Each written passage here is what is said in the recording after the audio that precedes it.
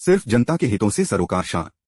गृह मंत्री ने अंत्योदय सम्मेलन में कहा, भाजपा सरकार ने भ्रष्टाचार और भाईभतीजवाद खत्म किया। केंद्रीय गृह मंत्री अमित शाह ने गुरुवार को विपक्ष पर जमकर हमला बोला। अमित शाह ने कहा कि 27 विपक्षी दल इंडिया गठबंधन अपने हित साधने के लिए साथ आए हैं, इन्हें जनता के हितों से कोई लेना देना नहीं है। दूसरी ओर भाजपा लोगों के कल्याण के लिए काम करती है।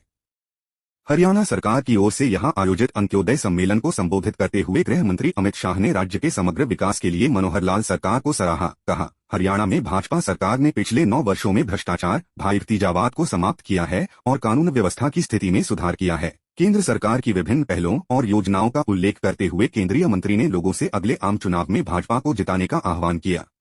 कांग्रेस कट, कमीशन और करप्शन की पार्टी कार्यक्रम में शाह ने अंत्योदय परिवारों के लिए 5 योजनाएं शुरू की। कहा, मैं कांग्रेस नेता भूपेंद्र हुड्डा से पूछना चाहता हूं कि क्या पिछले 9 वर्ष में जो विकास हुआ वह दिखाई दे रहा है या आंखें अभी भी बंद हैं। कांग्रेस न तो हरियाणा का विकास कर सकती है और न ही देश का। शाह ने आरोप लगाया कि कांग्रेस कट, कमीशन और करप्शन की पार्टी है। हरियाणा में भाजपा सरकार ने पिछले 9 वर्षों में भ्रष्टाचार, भाईभतीजावाद को समाप्त किया है और कानून व्यवस्था की स्थिति में सुधार किया है। अमित शाह, गृह मंत्री, परिवारवादी दल एक साथ। शाह ने विपक्षी इंडिया गठबंधन में शामिल दलों को परिवारवादी करार दिया। शाह ने कहा, सभी 27 दल परिवारवादी हैं। किसी को अपने बेटे को सेट करना है, किसी को अपने बेटे को प्रधानमंत्री बनाना है, किसी को अपने बेटे को एजेंसियों से बचाना है, जबकि किसी को अपने बेटे को मुख्यमंत्री बनाना है, कुछ को मैडम का वफादार बनना है। क्या ये लोग जनता का कुछ भला कर सकते हैं? गृह मंत्री ने कहा कि यह प्रधानमंत्री मोदी ही थे जिन्होंने राम मंदिर की नींव रखी। उन्होंने कहा, 22 जनवरी को विशाल मंदिर में भगवान रामलला के विग्रह की प्राण प्रतिष्ठा की जाएगी। भ्रष्टाचार पर प्रहार नहीं रुकेगा मोदी। प्रधानमंत्री नरेंद्र मोदी ने गुरुवार को छत्तीसगढ़ में कांग्रेस पर जमकर निशाना साधा। उन्होंने आरोप लगाया कि परिवारवाद, भाई भतीजावाद और भ्रष्टाचार ही कांग्रेस की रीति नीति है। उन्होंने कहा, भ्रष्टाचार के खिलाफ प्रहार जारी रहेगा। प्रधानमंत्री मोदी ने आदिवासी बाहुल्य बस्तर क्षेत्र के कांकेर जिले में चुनावी रैली को संबोधित करते हुए राज्य की कांग्रेस सरकार पर भ्रष्टाचार करने का आरोप लगाया। उन्होंने आरोप लगाया, कांग्रेस ने सबसे बड़ा धोखा छत्तीसगढ़ के युवाओं के साथ किया है। जो वादे किए वे पूरे नहीं किए, बल्कि पीएससी, छत्तीसगढ़ लोक सेवा आयोग को इन्होंने कांग्रेस कमेटी का दफ्तर बना दिया। पीएससी परीक्षा में कांग्रेस नेताओं के बच्चों का चयन किया गया, आपके बच्चों को बाहर कर दिया। मातृभाषा में शिक्षा को बढ़ावा देंगे। प्रधानमंत्री ने कहा कि ये चुनाव सिर्फ विधायक, मंत्री या मुख्यमंत्री चुनने के लिए नहीं है, बल्कि यह आपके बच्चों का भविष्य तय करने के लिए है। उन्होंने कहा कि भाजपा का संकल्प छत्तीसगढ़ को देश के शीर्ष राज्यों में लाना और गरीबों, आदिवासियों तथा पिछड़ों के हितों की रक्षा करना है। प्रधानमंत्री ने वादा किया कि अगर भाजपा छत्तीसगढ़ में सत्ता में आई तो प्रधानमंत्री आवास योजना के तहत काम में तेजी लाई जाएगी और छत्तीसगढ़ में मातृभाषा में शिक्षा को बढ़ावा दिया जाएगा। भाजपा की नीति किसी का तुष्टीकरण नहीं। प्रधानमंत्री ने कहा कि भाजपा की नीति किसी का तुष्टीकरण नहीं है और हमारा मानना है कि कोई भी विकास से वंचित नहीं रहना चाहिए। प्रधानमंत्री ने यह भी आरोप लगाया कि उनके साथ इसलिए दुर्व्यवहार किया गया क्योंकि वह ओबीसी समुदाय से आते हैं। यदि भाजपा राज्य में सत्ता में आई तो तेंदुपत्ते की खरीद का विस्तार किया जाएगा और बोनस और अन्य सुविधाएं दी जाएंगी। ईडी का अधिकारी रिश्वत लेते गिरफ्तार। भ्रष्टाचार निरोधक ब्यूरो एसीबी की टीम ने प्रवर्तन निदेशालय ईडी के एक अधिकारी व उसके सहयोगी को कथित रूप से परिवादी से 15 लाख रुपए की रिश्वत लेते रंगे हाथ गिरफ्तार किया।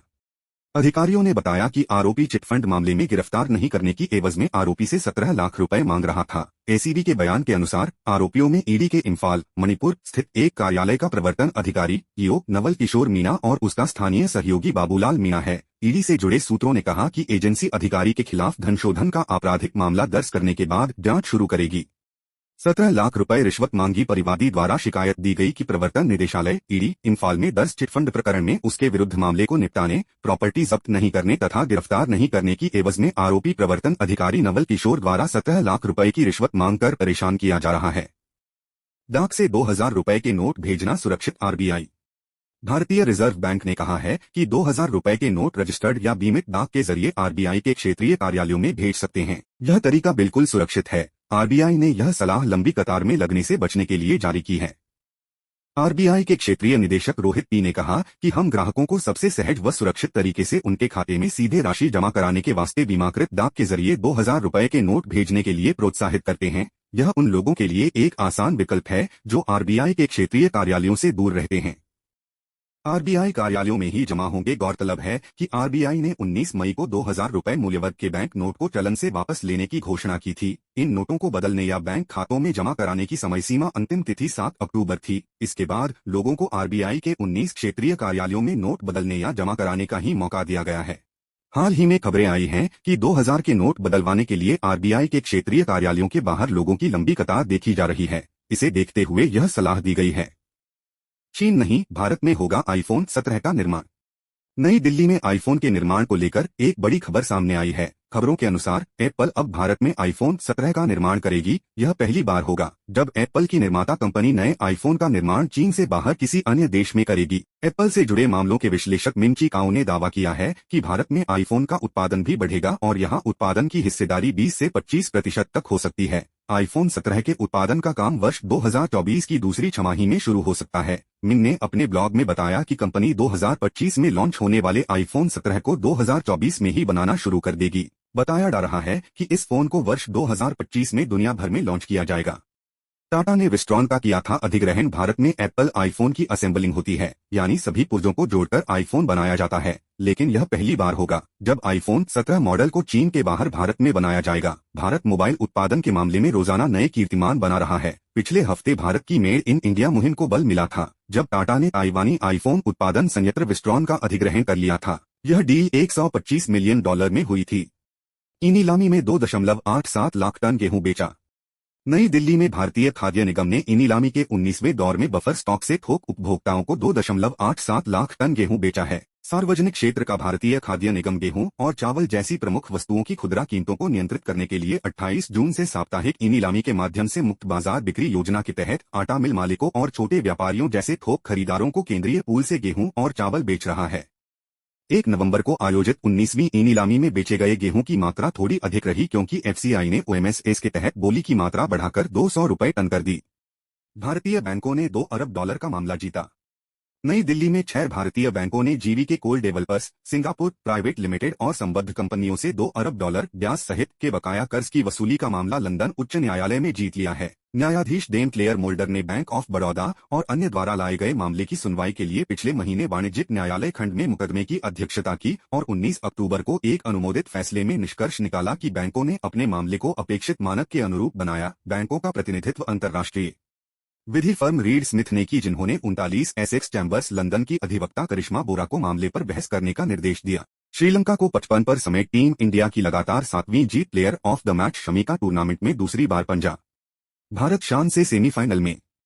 भारत 50 ओवर 357/8 बल्लेबाज रन गेंद 4/6 रोहित शर्मा मधुशंका 0-4-0-2 1/0 गिल्क मेंडिस मधुशंका 92-92 11/2 कोहली पाथुम मधुशंका 88-94 11/0 श्रेयस तीक्ष्णा मधुशंका 82-56 3/6 राहुल खेमंथाब Chameera 21-19 2/0 Surya Kumar Mendis Madushanka 12-0-9 2/0 Ravindra Jadeja run out 35-24 1/1 Mohammed Shami run out 0-2-0-4-0/0 Jasprit Bumrah not out 0-1-0-1-0/0 अतिरिक्त 20 विकेट पतन सवा 2/193 3/196 4/256 5/276 6/333 7/355 8/357 गेंदबाजी दिलशान मधुशंका 10-0-80 5 दुष्मंता चमीरा 10-2-71 1 कासुन रजिथा 9-0-65 एंजेलो मैथ्यूज 3-0-11 महीश तीक्ष्णा 10-0-67 दुशान हेमंता 8-0-52 श्रीलंका 19.4 ओवर 55/10 बल्लेबाज रन गेंद 4/6 निशंका एलबीडब्ल्यू बुमराह 0-0-0-1-0/0 दिमुथ एलबीडब्ल्यू सिराज 0-0-0-1-0/0 कुशल मेंडिस सिराज 0-1-10-0/0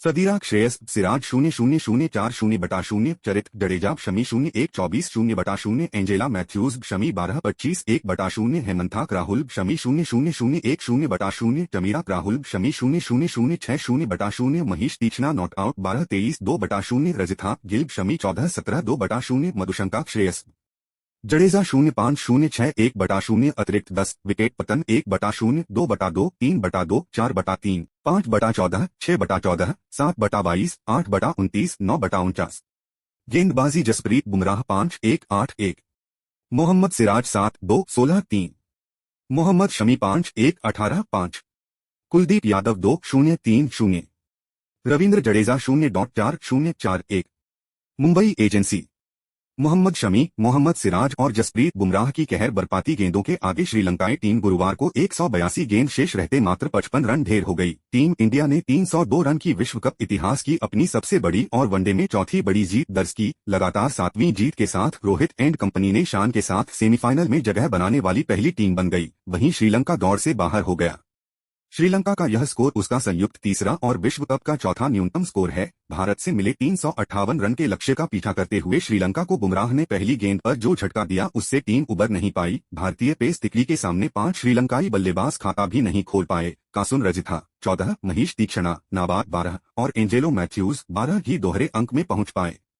साल में तीसरी बार 100 से पहले समेटा श्रीलंका को 17 सितंबर को एशिया कप के फाइनल में 50 रन पर ढेर करने के 45 दिन बाद भारत इस साल तीसरी बार इस टीम को 100 रन के आंकड़े को भी नहीं छूने दिया। भारत ने इसी साल जनवरी में तिरुवनंतपुरम में भी उसे 73 रन पर ढेर किया था। कोहली, श्रेयस और गिल शतक से चुके भारत ने इससे पहले शुभमान गिल 92, विराट कोहली 88 और श्रेयस 82 की शानदार पारियों से 8 विकेट पर 357 रन बनाए। यह तीनों शतक से चूक गए। यह भारत का विश्व कप में दूसरा सबसे बड़ा स्कोर है। रिकॉर्ड 2 विकेट पर 359 रन का है जो 2003 में ऑस्ट्रेलिया के खिलाफ बनाया था।